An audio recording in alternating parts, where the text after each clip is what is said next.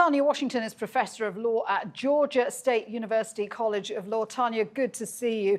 So the general consensus is that former President Trump will be acquitted again. In order to impeach him, you'd need Republicans to switch sides, and that's simply not going to happen. I think that prediction is probably accurate. There are electoral consequences for Republicans who would switch sides, and they do not want to anger former President Trump's base. While he is no longer in office, he still commands the Republican Party. Right. So the question follows, why bother? Why is he being impeached again? He's gone. He's out of office. Why go through with this? I think that Democrats are interested in making sure that he is held accountable, that the American people understand what incitement is, get to hear the witnesses and the testimony of those who were victims of this behavior by the former president. And even though a conviction is unlikely, putting a trial on that shows that this type of behavior will not be tolerated is important, because we are still receiving reports from law enforcement that organizations like the Proud Boys that were involved in the insurrection on January 6th are still organizing.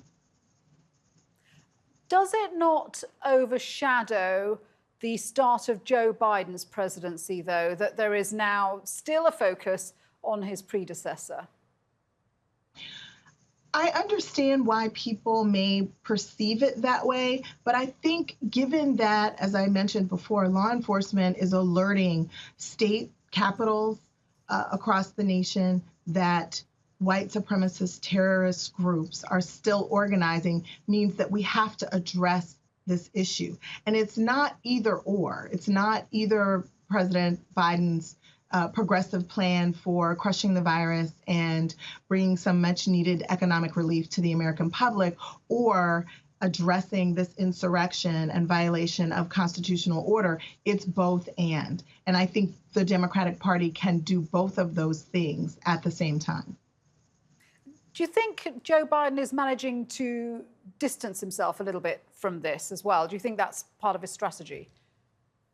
Well, I just don't think he has a role to play, right? This is the constitutional function of the Senate to hold this trial and to vote to convict or acquit former President Trump. And President Biden's job is to roll out his agenda and execute the plans that he has for dealing with the virus and giving some much needed economic relief to folks across the nation. And so he really does not have a role to play in this part of the constitutional drama that has been former President Trump's hallmark throughout his time in office.